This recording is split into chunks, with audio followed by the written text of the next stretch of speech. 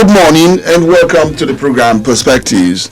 Perspectives this morning reaching you on Invicta 98.9. And this morning we're looking at, bringing out thoughts of Nigeria about the situation that we're in now. And particularly Nigerians' anger being thrown out and of course exhibited in every, that you see them. We're talking about the increase in pump price. We're also talking about the increase in electricity tariff. This has taken its toll, so much on Nigerians, and we see them, individuals and groups talking about the new era that we're in now, and talking about the pandemic, COVID-19, taking its toll too on, all aspects of the economy. And we'll be looking at it and saying that, the times that we're in now, did we just... Prices of goods, government acquisition, government will go to the market and pump reserve or give people enhanced capacity to be able to purchase. So people don't have jobs, people don't have the wherewithal to pay rent, to take care of themselves, and things are going up. And you have triggered it with a macro variable such as fuel, and because there is no alternative to fuel, because it's not something that has direct substitute. That okay, if I'm driving my car, I'm fueling my generator, I'm doing things and there's no fuel, I can go for an option. It's not like you say like Pepsi and Coke that have substitute. So it's not something that you can say, okay, I want to do without. So it triggers transportation, it triggers economic activity, food prices, everything is going to be going up. And because the increase is so sudden, and then people are already in suffering, people are going to bear their fangs, and the marketers will bear their fangs, and sellers will bear their fangs. And at the end of the day, the masses of the nation will be in for it. But the resilience of Nigeria, hopefully, may be able to overcome it, and the government is saying that there is nothing they can do about it, and that they have a fiscal squeeze and they need to take care of some things and all that. But the question we normally ask is that whatever they are going to use the money for is still for the people. And so if the people are impoverished, in order to help them again, and I don't think that it's like going backward and forth. So I want to believe that there will be light at the end of the tunnel, something may come up. Okay, Prof. Again, some ex-analysts are saying that the pressure that we're having on our economy now could just be coming from IMF, International Monetary Fund, and of course other financial institutions of the world who are saying we are putting conditionalities on borrowing, and so the squeeze that we're having now, the government may not have any choice than to follow the dictates of these institutions. Recall what happened to Greece some years back about how the economy almost went aground, with conditionalities of the International Monetary Fund. Yes, we are already, we find ourselves dancing to the tune of these international bodies. We have the World Bank almost around us. Virtually everything we do, International Monetary Fund, guide us. Yes, the International Monetary Fund has already accepted that our debt to GDP is one of the lowest in the world. And yet they believe that, of course, they've raised alarm over the debt service payment of Nigeria, which is one of the highest in the world. So those are the issues.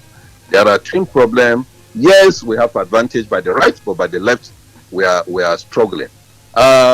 We have already subjected ourselves to IMF policies since the early 80s.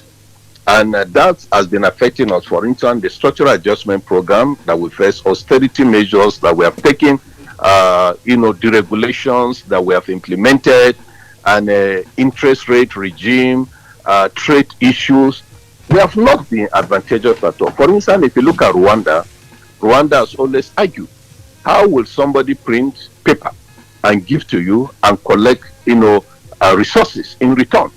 And he said that we can also print those papers. So the truth of the matter is that we have already found ourselves in a quagmire.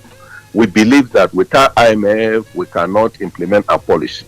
And IMF policy is not homegrown, is not within our cultural heritage, is not within the fiber of our being. And so when you continue to implement IMF policy, you find yourself in difficult situation. And these are the kind of things. And you work yourself against the people. And the issue is that governance is about the people. It's about the welfare of the people. It's about the well-being of the people. So the people have the right to even reject something that is good for them. It's the right of the people. That is democracy. So even when you are saying that this is the best for the country, the people can decide to say, well, the best you say you have for us, we don't want it. Give us the work. It's democracy. So it's not an authoritarian leadership that you say, okay, well, take it or leave it. And so the IMF has been strangulating us, has been manipulating us, has been making life difficult for the citizens of this country. It's time to call their bluff. It's time to look within and see what is the homegrown economic development that we want to develop. What can we do to make this country? But let me say this. It's quite unusual that we are ranked among the top 5 oil producers in the world. And our refineries are not working. They are not looking at that. And Dangote is building a refinery with a fraction of what we are even paying as subsidy for fuel.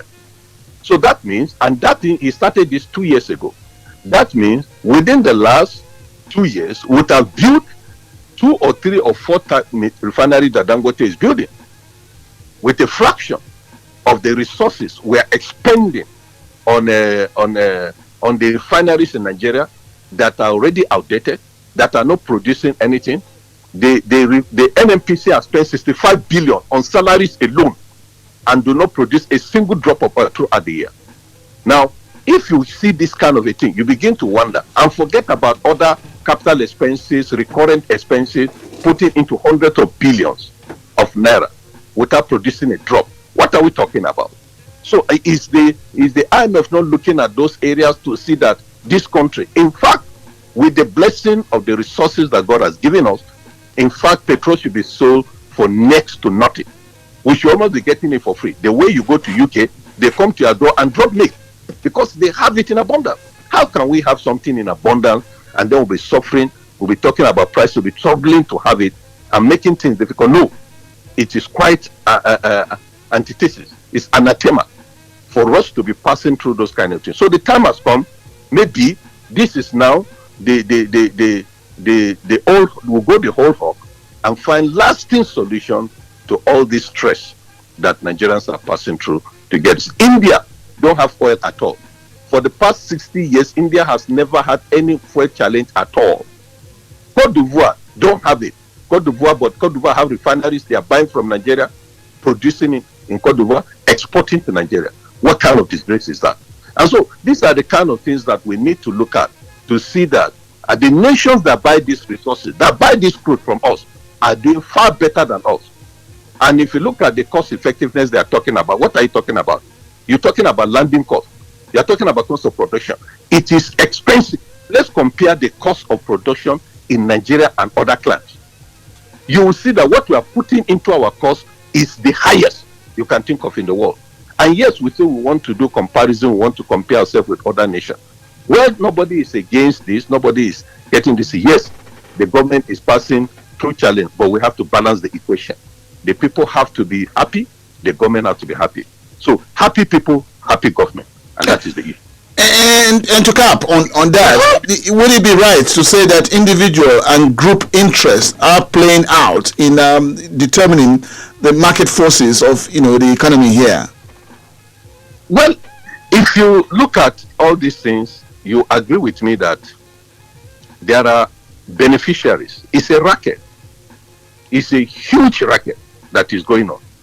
And you remember that there was a time the security forces, the EFCC were after some marketers who were fraudulently collecting subsidies for doing nothing. And you've not had the end of that. At the end of the day, there was silence. What about those who collected trillions of naira, claiming that they were importing fuel, they were not importing anything? What happened to them? And so there are beneficiaries to all these things. The marketers are smiling. Watch them on television when they are interviewing, they are talking to them. You see that they are smiling and they are calling it deregulation. What do you mean by deregulation? You can only deregulate when you have competition. Where is the competition? The source of supply is still one. If you are going to say they should be importing, well, then if you are talking about the regulation, what happened to petroleum pricing regulatory agency that is fixing the pricing? Even the 162, they say it's still being fixed. Where is the deregulation? Deregulation means you allow people to build their refineries, you sell the refinery is still there. So the government should they should form a regulatory agency, NNPC should be unbundled. Then you have a regulatory agency like the one you have, Nigerian Communication Commission. They don't have their own GSM. They don't have their own operation. They are not operators. How can you say you are a regulator and operator at the same time? Where does that work? It's the kind of thing we did in the power holding, where you have government handling the transmission sector, and then government still, patch getting involved, having some percentage in some of the discos, and some of the gencos. Then you are now claiming you are regulating. What are you regulating? And you cannot be a judge in your own case. So this is what is happening, and so there is no way people are not benefiting. People are getting this in. The losses of the masses is the gain of the oligarchs and all those who are getting the spy of the masses. So this is the kind of thing. There are people who are benefiting from all this buhaha, all this abracadabra that is going on. Yeah, and again, going back, here is a country that at one time had been a producing nation, but today, unfortunately, we find ourselves as a consumer nation as it is. And when we talk about the industrialization drive, to make this country, the manufacturers' haven, with all of this that is playing, let's look at it from the, from the low level of having cottage industries and, of course, even having low income earners, to be able to support themselves. Where we're having, this increase in electricity tariff now, and of course the pump price at the filling stations growing up, the consequences of these on, and the economy from the lower rung, up to, the top level there. Now, you see that you cannot begin to talk about implication at the top level. Those at the top level are the one benefiting. And one thing is clear is that the power we occupy is transient. It will not last for longer. And so the truth of the matter is that the masses are going to face the challenge. But the truth is that while saying all this thing, we have to look at the challenges that the government is facing. There is no money in the system as claimed by government, but to be frank, there are leakages. And then there are expenses going on in high level, at the highest level. There are a lot of expenses going on. For instance, if you look at budgetary provision for the National Assembly, the cost of government, and all these things. So they are benefiting at that level. But if you look at the masses, how on earth will you have 90 million of your citizens living below the poverty line? These are reserve army. These are people that can be recruited into any criminal activities. You are talking about the economy and you are talking about security at the same time. So when the economy is not good, what happens? It has implication on security. And when you notice that the security challenge is growing, so that issue is also what will be is caused by the economic situation of the masses. I can tell you that research have shown a very strong correlation between criminality and the economy.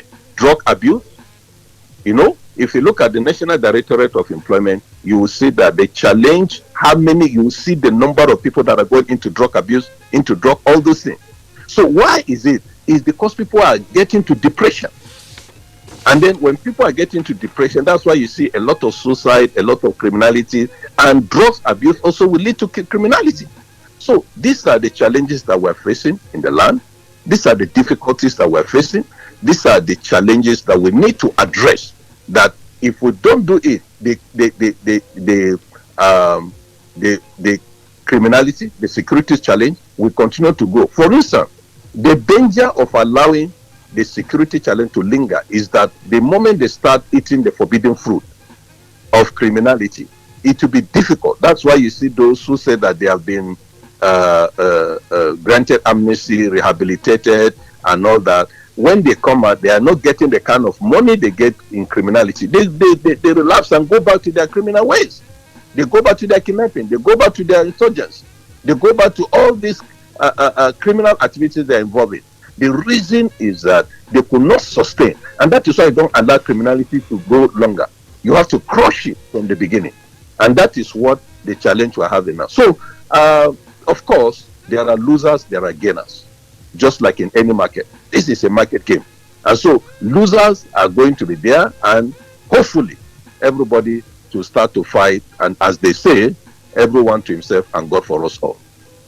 Well, this is just coming out. I recall that the Speaker of the House, Femi Gbajabiamila, had gone on a visit to cement relationship with Nigeria and Ghana. But what is coming out of that visit, from the meetings he's having, is that Nigerians, Ghanaians are not really, impressed about what is coming out from the Nigerian nation. Especially again that I recall that we had closed our borders, and that had affected, income and all of that for Ghana. And they're saying that Nigeria may just be losing interest in, the West African community, and of course in Africa, because its role as a big brother has not, over the years had fizzled out. Now, talking about that and the place of Nigeria in, in the African continent, and of course in the international world, what is coming out for you with that?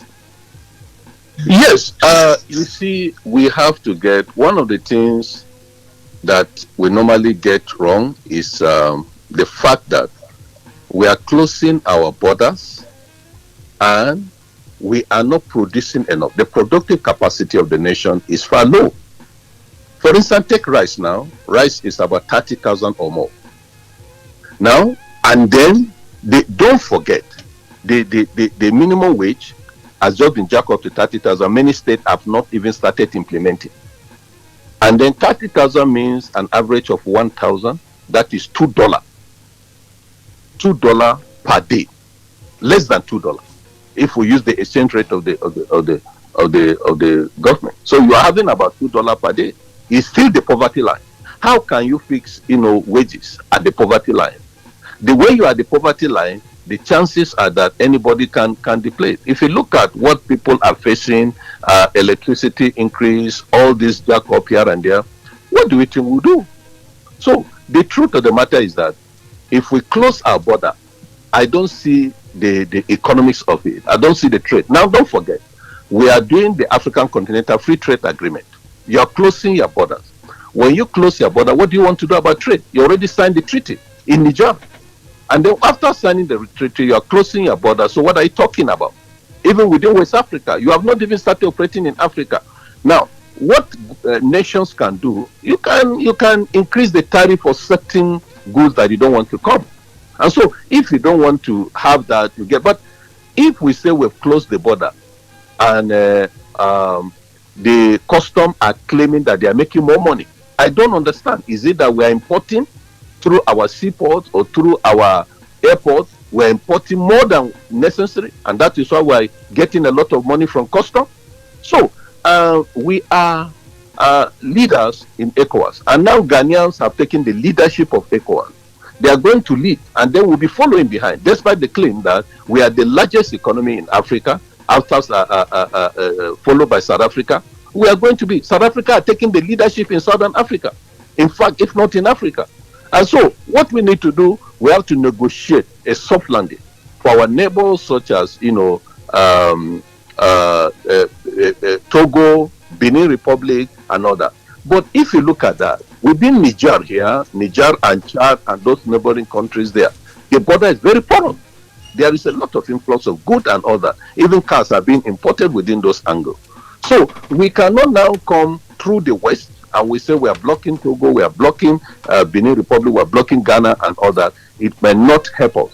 And I think his PR visit may make some sense, but it cannot be done the legislative angle, because it does not, they have no much role when it comes to international relations. International relations is an executive work.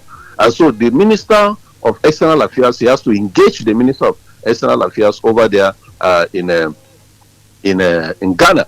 And then the executive too, at that president, now that the Ghanaian president is now the head of ECOWAS, he should also extend a hand across the Niger to the president of our country so that they can find solutions to this, so that trade will go for the comparative advantage that trade will bring to both countries, Ghana and Nigeria. We are very friendly neighbors. Ghana remains the strongest English-speaking country with us.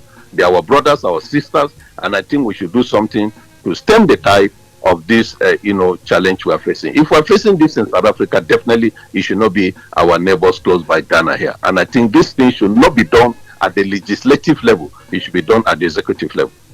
Okay, Professor Seth Akwison, we would have to go for a commercial break. We'll join you in a moment. Okay, thank you. Invicta FM.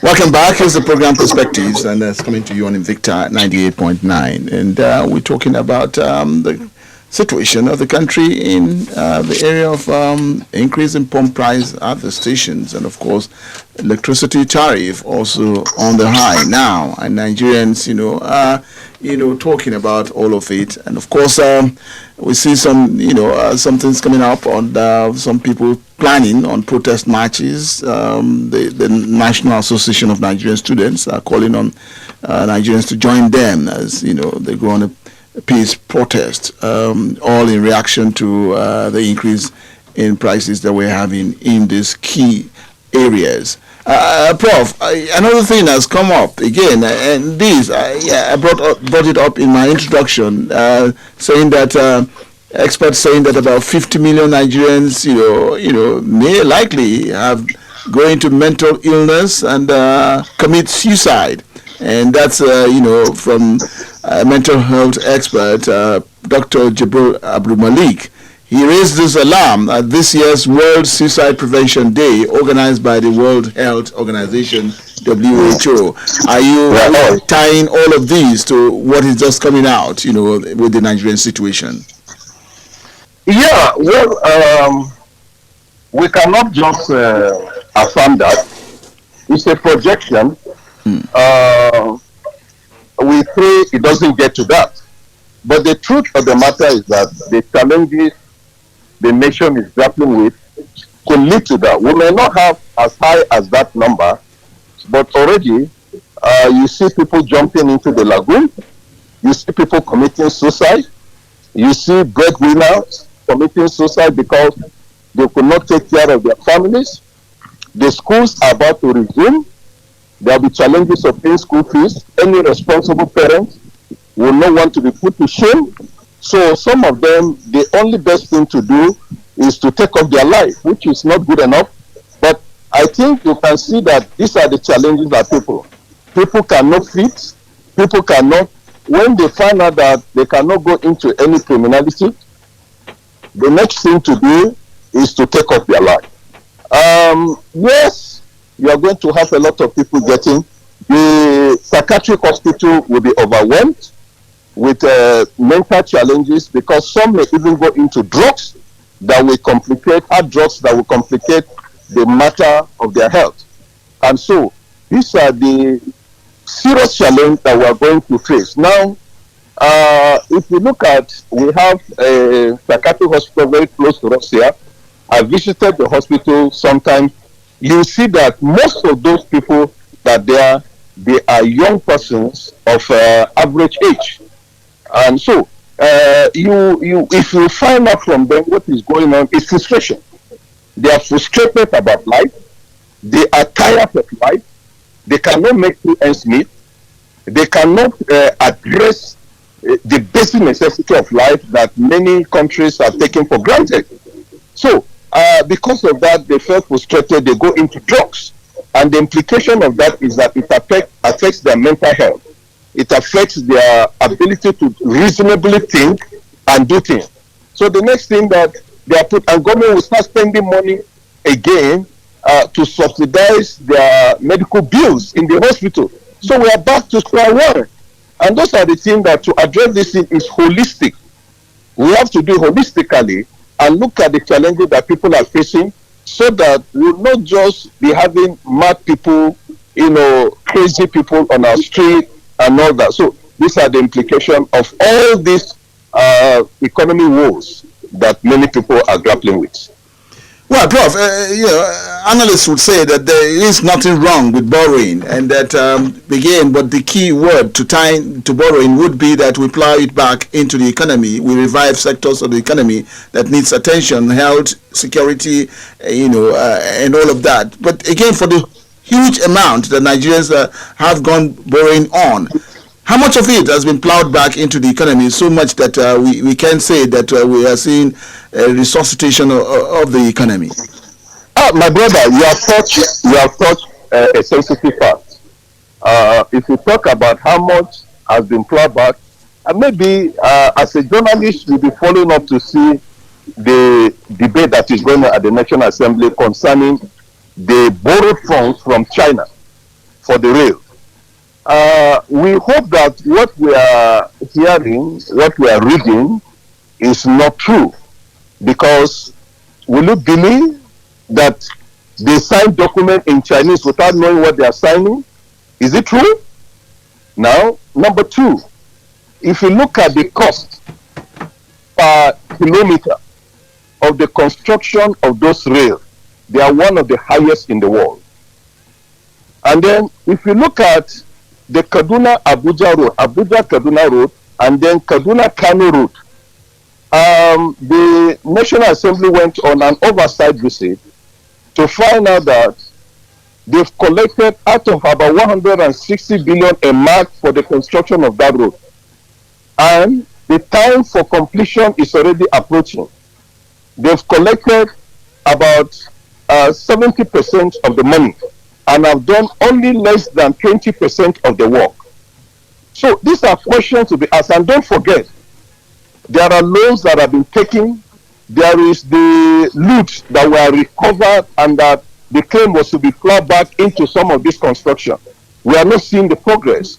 So if you are talking about that, it is with time that the truth will come out. You cannot suppress the truth for long. If you look around, you will see that we are facing serious challenge in terms of pointing to a particular thing that those borrowed funds and those looted have done to the economy. And so, okay, from this per kilometer, per what have we gained? What have we get this? So these are the serious problems in terms of the proportion of that money that has gone into productive economy, into infrastructural development. My brother, is left for statistician to compute. Because I can tell you that this thing is not rocket science. If it is done, we can feel it, we can see it, we can hear it. And you can't hide it. You can't hide development. Development is something that is visible, that you can see openly. And those of us who are students of development economics, you'll be able to know whether the indices of development are being made. The Human Development Index, the life expectancy ratio, the welfare activities going on, and all that. People will feel it. If people are feeling it, nobody will cry foul. And that's why you are seeing a lot of cry. You are seeing a lot of agitation. You're seeing a lot of this in the doctors have declared strike. The academic staff of a university are on strike. The polytechnics are also going on strike. The colleges of education, virtually every sector is getting paralyzed. I know. If these things are there, once you have eaten and belly full, you cannot make noise because the stomach is full. If you want to know, you can test from your children at home. Anytime you see there is silence in the house, there is hunger. But when you see people start jumping around, dancing, nobody will have time to go and protest on strike when they have eaten enough. They want to go and exercise the body, they want to rest, they want to get this thing. It's hunger that is driving people to all this agitation. And we need to nip it in the bud before it gets out of hand. I just like to, just add to it. The economic experts that we put in place, fashioning or drawing policies that will drive the economy, and of course talking about, from the ivory tower too, those that can, tell government or put on board what government can do to improve on the economy. We're seeing all of that, and the policies that government has in place to cushion, the effects of the hard times or harrowing times that we're going into. Where are all these policies, all these beautiful policies that could take Nigeria out of its doldrums? What is happening to all of that? No, my brother, I'm an economist. I'm an economist. I want to tell you that economists don't tell you what to do, but what will happen when you do certain things. All the role of economists in government is advisory. Decision for implementation, decision for action lies with the political class and those in government. So you can only advise, but you cannot enforce. The economists are not enforcement agents. What they do is to give you advice. But the economic advisory team that were packaged together, headed by Professor Salami of the Pan-African University, their role ends in advisory. And don't forget, none of those advisory team are in government. None of them is in government. None of them is holding any portfolio in government. None of them is a minister. None of them is an advisor to the government that will appear or sit at cabinet meeting. So whatever decision they take is still be subject to clearance by the Federal Executive Council, by advisors to the government itself. So where you advise and the government take it to some other advisor who they themselves have been advising the government wrongly. So at the end of the day, you still get a wrong, outcome. So the outcome will still be wrong at the end of the day. So if any of those people who are advisors to the government are in the Federal Executive Council, they can challenge, they can defend, they can speak on those advice they give to government. But in this case, none of them is in government. None of them is sitting at cabinet meeting. So at the end of the day, whatever role they play will still end up in the dustbin. Well, this is the challenge we are going to face. All right, we may likely see protests, as National Association of Nigerian Students are saying that they have given government 2 weeks ultimatum, and of course unions, we do not know what the other unions will be doing, but the protests may come on this. But government has put a finality on the action it has taken. Would the protests make any difference, or again, going by what we see with protests in Nigeria, would it be a situation where clampdowns will come on protesters too? Of course, it's not the first time that we'll be having clampdown. Parents just have to be very careful to monitor their children during this period. And don't forget, this may probably be the most dangerous protest by students, because they have been idle at home for 6 months. So this is the time for them to explode. This is the time for them, the time bomb to explode. Other protests we have been having, they've been in school, they've been engaged with exam, with writing assignment, tests, and all that. But now, they have been at home for 6 months. And you want them to come out during this COVID-19 to protest. And I think something has to be done drastically. But having said that, the protest may end up a protest. The security forces will be put on the street. If we're not careful, there will be casualties, danger ahead, and all that. So this is not the time to sit down and fall our house and allow the government to be taken for a ride. And so the government has to do something and get it out. Now, we always said, the truth of the matter, government believes that this. What about the leakages we've been talking about? What about the cost of governance we've been talking about? What about the challenges of looting and corruption? That is, what about the inflated contract? What about the procurement value chain, procurement supply chain that has been used as a means to loot the nation dry? What are we doing about that? Now, one thing, the highest corruption is that contracts are inflated. and then they'll be approved by the Federal Executive Council. So you don't know who to hold responsible because the contract was awarded, follow due process, but inflated. And then there is a kind of negotiation with those who have been back on those who execute those contracts, so that portions will be distributed here and there. And so these are the issues, and we need to plead with government to temper, whatever justice with mercy, to be considerate of the masses, and to go back to the drawing board to see if there are leakages that can be plowed out to the economy, the cost of governance. Those are the things that are supposed to be cut off and not to make, the masses. So we are pleading, and we are asking the government to be reasonable so that things doesn't get attacked. Because this is if you notice, you see that there is an amalgamation of all the various unions, trade unions, civil society are meeting, organizing, trying to hold the country to ransom. And I don't think we should allow that to start before we start our fire brigade approach. Negotiations can start. The Nigerian Labour Congress, the Trade Union Congress, the Nigerian National Association of Nigerian Students, the various associations, all those, they are kicking. So if by the time you have a unified front, it will not going to be good for the economy, it will not be good for the government, and I think something has to be done, and has to be done drastically and very quickly so that we can stem the tide. The program is Perspectives this morning, and we're talking about the situation that we're in Nigeria, especially on the increase in pump prices and, of course, electricity tariff on the high and consequences of that.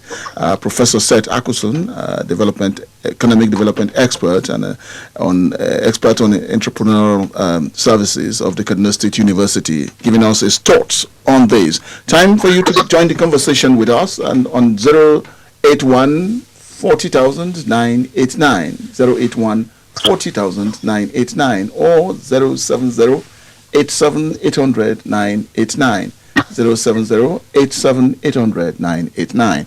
Hello, good morning. My brother, good morning. Yes. Your name? You are blessed. The same brother that spoken. Your name, please? The brother is on the line. I wish him long. Okay, thank you. Ogunwale on the line. Ogunwale, let's hear you. I wish him long life ahead. He's already spoke everything. As he said, I'm begging this government, you should please tamper with justice. We are the one put them there. See what is happening, my brother. Let's go back to electricity and petrol. My brother, what do you expect? The family that is doing fine, doing well, let the bastard of that family grow. There will be a crisis. No wahala. You understand what I'm saying? No wahala. You are the one that put them there. They are coming down. I believe that most of our leaders in this country, they are not citizens of this country. That's why they are matriculated. Go this, brother. All right, from Ogunwale there. Still with your calls. Hello, good morning. Hello, good morning, sir. Good morning. In fact, I'm from the Texas man. Let's hear you. In fact, if anything about this done good for us, it is this for that discussion. And we pray that the data will come with this program. So there's one thing that I want the professor to even come into. In 2014, Governor of Goodluck Jonathan asked Bank of Industry to release 100 billion, and the Bank of Industry said they released. Now, most of the Texas industries are closed. So we don't know how this is going to be, because there's corruption here and there. And all our efforts to see that this thing go in fail. Secondly, sir, don't you think that people who are appointed, they are not experienced people, because as the professor is saying, definitely you have to appoint the right person to do the right job. Most of these things they are appointed on political reasons. I think it's time, sir. I think time is now right that they should be appointed experienced people, just like this professor, and probably somebody from the data there, so that they can be able to tell the government the truth. All right, good, we'll get you on that. I'll take one more call and then we'll come back to the prof. Hello, good morning. Hello, good morning, Mr. Louis. Good morning. Yes, my name is Fresh. Fresh. Yeah, I listened to your guest and he spoke very well. But my concern is just on this issue of the fuel increase, VAT, and what have you. I don't think it's good for us as Nigerians. We are not right for that. I don't see reason why this government just been collecting from the common man, and nothing has improved the life of the common man. Even the road we fly, tell me any good road, no any good road, no water, no electricity, nothing. Can we make a sweeping statement like that? That no roads, no. I think that's going to the extreme. There are things to show, or there are things on ground to show that government is working. Okay, yes. Fine. Then they are not doing enough that will make the common man feel better that he or she can give whatever the government is demanding from him. So I call on the government to improve the life of the common man. Talk of the insecurity, talk of other things that have bedeviled this country. Let the government work and work very well. Thank you very much. All right, Fresh, we got you on that. Professor said, callers on the line have been Ogunwale, Gabriel, Comrade Gabriel, and of course Mr. Fresh too. Yes, let's start with the last one that you observed. Yes, we could not, you can see the anger, the bitterness, the wrath in the lives of people, even making spurious claim that nothing is on ground. No.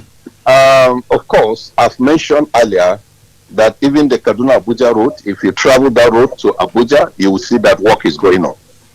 There's no doubt about it. And I've mentioned that at least by their own claim, they've put in about over 10%. So at least we can say something is on ground. Also, the Kaduna-Abuja road has been completed. We can say, yes, something is on ground, and get, although it's not expensive, double the price, but something is on ground. And then not only that, we can also see that a few things going on here and there that, but what people want to see that the expectation, when the expectation of the people has been dashed, so people can make such kind of claim that they are not seeing anything. And it's typical of people who are frustrated to make just claim. Not only that, you have to realize that we must also look at the angle that the government itself is frustrated.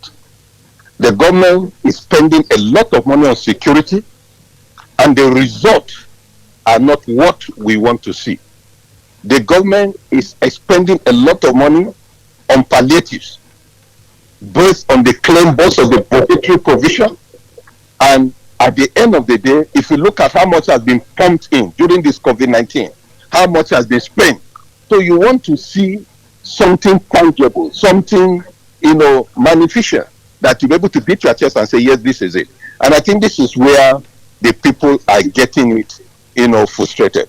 So I believe that government are listening. I believe that the government is aware of the challenges, security reports that are on the table, and the cry of the people. And I believe that in the past, pump price of petroleum have been increased, and it has been reversed. So it's not an impossible thing to do, because the government is there for the people. When the people insist that they cannot take this any longer, and I think the government will be reasonable enough to toe the path of peace, negotiation, and soft landing for everyone to enjoy. Yes, time can take more of that. Professor Sey Akusun, would like to thank you so very much for coming on the program. Thank you very much. My pleasure. Always my pleasure. Thank you.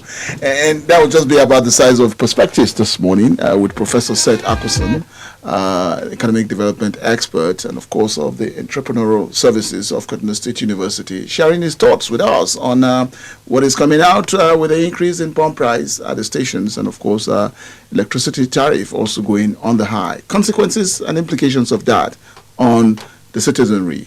We'll come back with perspectives tomorrow. Praise Ehenacho. Thank you for connecting us with the people. Wisdom, thank you for putting us in the pictures. Good morning.